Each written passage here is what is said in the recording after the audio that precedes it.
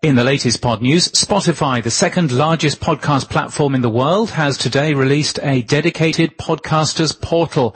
The website now lets you instantly add your podcast even if you're not with a partner host, and promises audience consumption data including gender, age and location.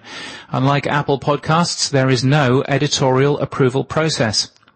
Apple Podcasts last week suggested that podcasters use AAC rather than MP3.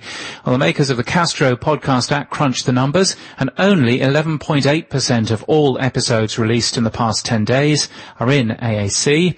We would recommend sticking with MP3. Edison Research unveiled some data about in-car audio. Podcasting appeared not to be in the list, so we checked. It's part of the other category, at less than 4% of all audio listened to in the car. Larry Rosin, who presented the data, told us that for most people, listening to a podcast in the car is just more trouble than it's worth. Ofcom, the UK media regulator, released data showing UK podcast listening is, quote, booming. The number of weekly podcast listeners has almost doubled in 5 years, they say. 11% of UK adults are listening to podcasts now. Now, while not entirely comparable, Edison Research data claims that figure is 17% in the US.